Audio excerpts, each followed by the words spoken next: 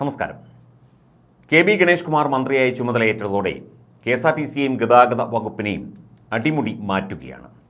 ഒരു തരത്തിലുള്ള തട്ടിപ്പ് പരിപാടികളും ധൂർത്തും അഹങ്കാരവും ഒന്നും ഇനി വിലപ്പോവില്ല എന്നാണ് അറിയാൻ സാധിക്കുന്നത്. ബസ് സ്റ്റാർട്ട് ചെയ്ത് വെറുതെ നിർത്തിയിടുകയും ഇതേക്കുറിച്ച് അന്വേഷിച്ച CMD ബിജു പ്രഭാകറോട് ധിക്കാരപരമായി പെരുമാറുകയും ചെയ്ത KSRTC താൽക്കാലിക ഡ്രൈവറെ മാനേജ്മെന്റ് പിരിച്ചുവിട്ടു. മന്ത്രി കെ.ബി. ഗണേഷ് കുമാർ ഗതാഗത മന്ത്രിയായതിൻ്റെ മാറ്റമാണ് ഇത് എന്ന് ജീവനക്കാരും പറയുന്നു. CMDക്ക് കൂടുതൽ അധികാരങ്ങൾ വരുന്നു, അദ്ദേഹം പറയുന്നത് അനുസരിക്കേണ്ടി വരുന്നു, KSRTCയെ രക്ഷപ്പെടുത്തിയേ പറ്റൂ എന്നുള്ള ഒരു നിലപാടിലാണ് ഇപ്പോൾ മന്ത്രിയും CMDയും. യൂണിയൻ നേതാക്കളുടെയും രാഷ്ട്രീയ പരിചയങ്ങളുടെയും പിൻബലത്തിൽ ഇനി കാര്യങ്ങൾ നടക്കില്ല എന്ന് ഇപ്പോൾ തെളിഞ്ഞിരിക്കുകയാണ്. 2 സ്ഥിരം ജീവനക്കാരെ സസ്പെൻഡ് ചെയ്തിട്ടുമുണ്ട്. പാറശാല ഡിപ്പോയിലെ താൽക്കാലിക ഡ്രൈവർ P. ബൈജുവിനെയാണ് പിരിച്ചുവിട്ടത്. ഇതേ ഡിപ്പോയിലെ കണ്ടക്ടർ ശ്രീജിത്ത്, പാറശാല യൂണിറ്റിൽ അസിസ്റ്റന്റ് ഡിപ്പോ എഞ്ചിനീയറുടെ ചുമതല വഹിക്കുന്ന K. സന്തോഷ് കുമാർ എന്നിവരെ സസ്പെൻഡ് ചെയ്യുകയും ചെയ്തു. ഡീസൽ പാഴാക്കാൻ ആരെയും അനുവദിക്കില്ല എന്ന് ഗതാഗത മന്ത്രി നേരത്തെ വ്യക്തമാക്കിയിരുന്നു. ഇനി എല്ലാ യൂണിറ്റുകളിലും CMD അപ്രതീക്ഷിത സന്ദർശനം നടത്തും. മന്ത്രിയും ചിലപ്പോൾ അവിടെ ഓടിയെത്തിയേക്കാം. ഇതിലൂടെ ജീവനക്കാരുടെ പ്രവർത്തന വീഴ്ചകൾ ഉണ്ടാകുന്നില്ല എന്ന് ഉറപ്പാക്കാനാണ് ഈ നീക്കം.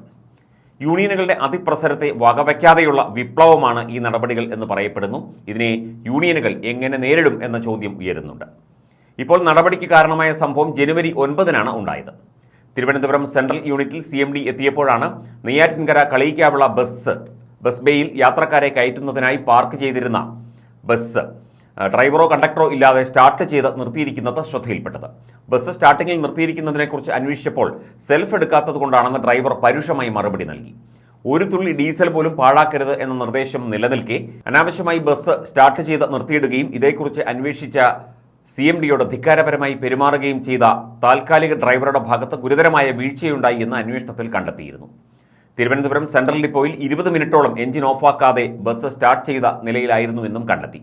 വരുമാനത്തിൻ്റെ 50% തുക ഡീസലിനായി ചെലവാകുന്ന നിലവിലെ സാഹചര്യത്തിൽ 20 മിനിറ്റൊക്കെ ബസ് സ്റ്റാർട്ട് ചെയ്ത് ഡീസൽ ദുരുപയോഗം ചെയ്തത് നിരുത്തരവാദപരമായ പ്രവൃത്തി ആയതുകൊണ്ടാണ് താൽക്കാലിക ഡ്രൈവറെ പിരിച്ചുവിട്ടത്. ഒപ്പം ധിക്കാരപരമായി അയാൾ പെരുമാറുകയും ചെയ്തു. ഇത്തരത്തിൽ പുതിയ മാറ്റങ്ങളാണ് വരുന്നത്.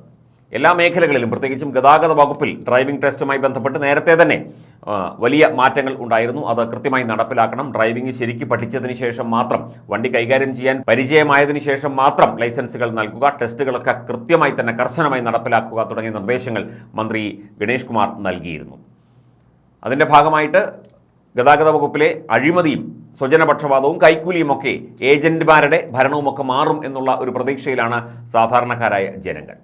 KSRTC ആകട്ടെ പ്രതിമാസം 12 കോടിയോളം രൂപ സ്പെയർ പാർട്സിനൊക്കെയായി ചെലവാക്കുന്നുണ്ട്. ഈ ബസ്സിനൊക്കെ ആവശ്യമായ സ്പെയറുകൾ സമയബന്ധിതമായി വരുത്തി തകരാർ പരിഹരിക്കുന്നില്ല എന്ന പരാതി ഉണ്ടായിരുന്നു. അതുപോലെ വാഹനങ്ങളുടെ സൂപ്പർ ചെക്കിംഗ് നടത്തുന്നില്ല, യഥാസമയം വാഹന പരിപാലനം നടത്തുന്നില്ല, കഴുകുന്നില്ല, ഒന്നും ചെയ്യുന്നില്ല എന്നുള്ള പരാതി ഉണ്ടായിരുന്നു. അപ്പോൾ തീർച്ചയായിട്ടും ഈ ഒരു പുതിയ മാറ്റം KSRTCയിലും ഗതാഗത വകുപ്പിലുമൊക്കെ തന്നെ പ്രകടമായി കഴിഞ്ഞു. യൂണിയനുകളുടെ വിവിധ ഏജന്റുമാരുടെ ഇടപെടലൊക്കെ തന്നെ ഒഴിവാക്കിക്കൊണ്ട് സുതാര്യമായ രീതിയിൽ ഗതാഗത വകുപ്പിനെയും KSRTCയെയും ശക്തമായി മുമ്പോട്ട് കൊണ്ടുപോകാൻ തന്നെയാണ് ഗതാഗത മന്ത്രി എടുത്തിരിക്കുന്ന തീരുമാനം.